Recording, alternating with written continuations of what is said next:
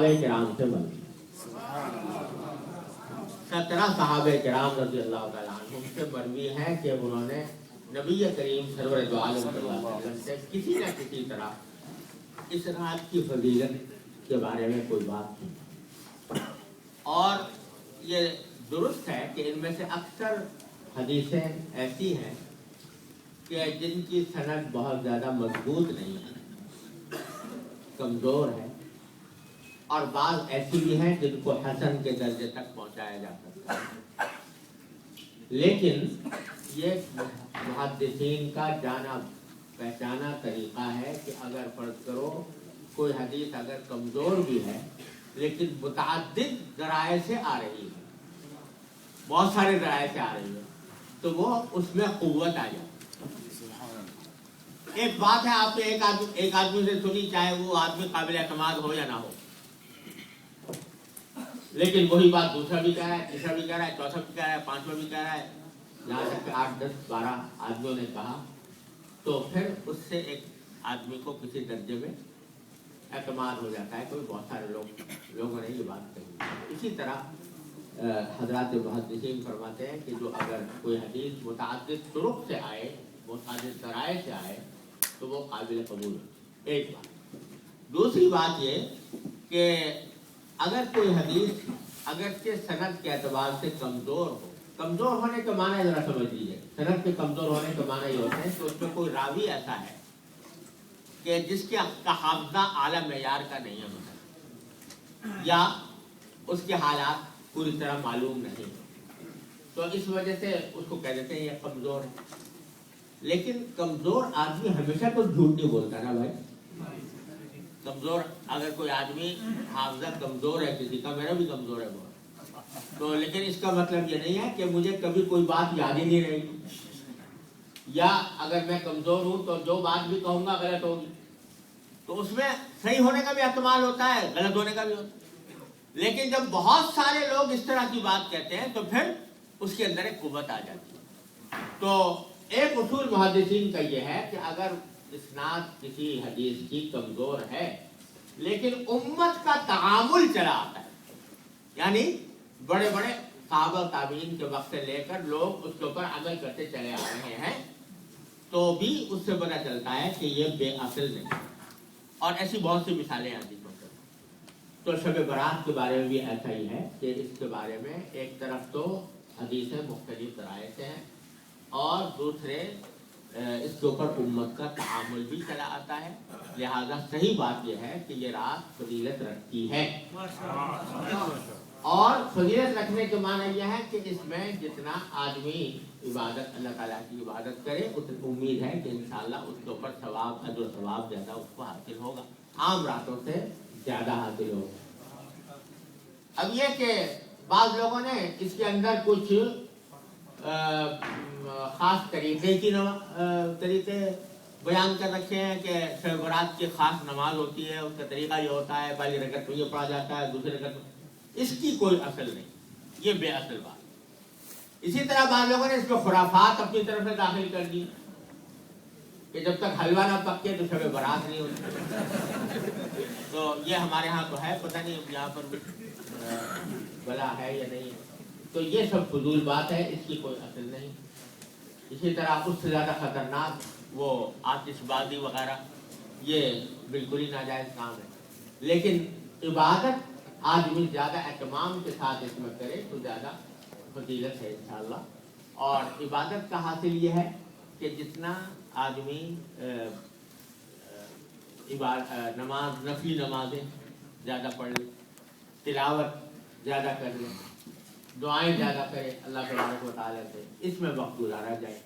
बाज़ मरतबा हमारे पाकिस्तान में और आप हज़रात के यहाँ भी क्योंकि सारे मसाइल वहीं से आते हैं, तो इसलिए हमारे यहाँ ये होता है कि शब बारात के मौके पर बड़े लंबे चौड़े जलसे हो रहे हैं, और उसमें तकरीबात हो रही हैं, और दावतें हो रही हैं, और देगें उतर रही हैं, और दस्तरखान बिछ रहे हैं। तो ये इस किस्म का कोई काम जो है, ये न सिर्फ ये कि कोई सुन्नत नहीं है, बल्कि ये इस रात को खामखा इंतज़ामी कामों में ज़ाय करने के मुरादी है जी। कसरत से मिलाद महफिल होते हैं। अच्छा हाँ, तो वो जो कोई इस किस्म की महफिलें वगैरह, ये रात हो कि शब कद्र हो, लैलतुल कद्र, उनका भी यही हाल है। वो तो इस काम के लिए है कि आदमी बंदा गोशे तन्हाई में बैठकर अपने अल्लाह से राब्ता कायम करे, वो हो और उसका अल्लाह हो, तीसरा कोई ना हो। ये असल में इस काम के लिए होता है। इसी वास्ते इसमें नफलों की जमात भी मकरूह है।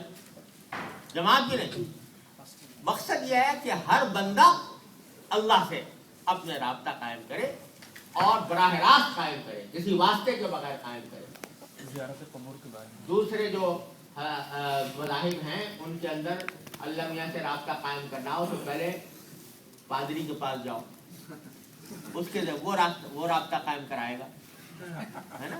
लेकिन यहाँ जो है राब्ता बराह रास्त अल्लाह की तरफ, बंदा अल्लाह की तरफ, अल्लाह ताला खुद नमाज पढ़े, दुआ करे, इस्तिग़फ़ार करे, तिलावत करे, तौबा, ये सारे काम खुद करे। ये है सही तरीका। एक बात जो उन्होंने मुतवज्जे किया कि कब्रिस्तान जाने का मामला, कि लोग शब बारात में कब्रिस्तान के अंदर जाने का भी बड़ा एहतमाम करते हैं बाज़ औक़ात। सूरत हाल यह है कि एक रिवायत में है कि रसूल करीम सल्लल्लाहु अलैहि वसल्लम इस रात में बकी तशरीफ ले गए। वो रिवायत भी अगरचे सनदन कमज़ोर है, लेकिन बहरहाल एक रिवायत में है। अगर उसको मान लें तो भी मेरे वालिद माजिद सल्लल्लाहु अलैहि वसल्लम फरमाते हैं कि नबी करीम सल्लल्लाहु अलैहि वसल्लम से जो बात जिस दर्जे में साबित है उस दर्जे ही पे उसको रखना जरूरी है। सारी जिंदगी में एक वाकया कि शब बारात में आप कब्रिस्तान तशरीफ ले, सारी जिंदगी में एक मतलब ये वाकया बयान हुआ। तो मेरे वालिद फरमाया करते थे, लिहाजा इसको कोई सुन्नत मुस्तमिर्रा नहीं करार देना चाहिए, बल्कि कभी चले गए कभी नहीं भी गए। कभी अगर इस ख्याल से चले गए कि चूंकि रसूल करीम सल्लल्लाहु अलैहि वसल्लम जिंदगी में एक मरतबा तशरीफ ले गए थे तो लाओ भाई हम भी चले जाएं, तो इसमें भी कोई नहीं। लेकिन उसको ऐसा आज लाजमी बना लेना कि शब बारात जब आएगी तो जरूर कब्रिस्तान जाएंगे, ये बात जो है वो दुरुस्त नहीं, ये दुरुस्त नहीं। तो इसलिए अगर कोई चला जाए तो उसके ऊपर नकीर भी नहीं करनी चाहिए बहुत ज़्यादा, लेकिन अगर न जाए तो भी कोई नकीर नहीं। एहतमाम करके जो काफिले बनाकर और उसके अंदर चरागा करके जाना जो है ये मुनासिब नहीं है, ये मुनासिब तरीका नहीं। एक बात आखिरी शब बारात से मुताल्लिक़ ये है कि 15 शाबान का रोज़ा, तो 15 शाबान के रोज़े के बारे में गुजारिश किया है कि एक हदीस है जिसमें 15 शाबान के रोज़े को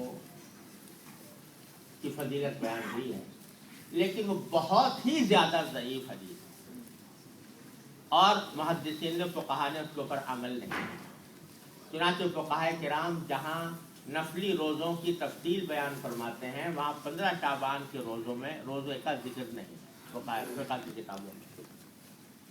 लिहाजा सही बात यह है कि शाबान के सारे ही दिन रोज़े, हर दिन रोज़ा रखने की फजीलत है, यकुम शाबान से लेकर आखिर शाबान तक, सिवाय आखिरी 2 दिनों के। बाकी दिनों में जिस दिन भी रोज़ा रखे आदमी वो फजीलत है, तो इस दिन भी फजीलत, 15 दिन को फजीलत। और ख़ास तौर पर ये जो अय्याम बीज हैं यानी 13, 14, 15, ये इसमें हुजूर अक़रम सल्लल्लाहु अलैहि वसल्लम रोज़े रखे साबित है, लिहाजा कोई आप 15 शाबान को रोज़ा रखे तो वो भी ठीक है। लेकिन ख़ास इस 15 शाबान के 15 शाबान होने की वजह से रोज़ा रखने की फजीलत नहीं है, लेकिन कोई रखना चाहे तो इस नियत से रखे कि शाबान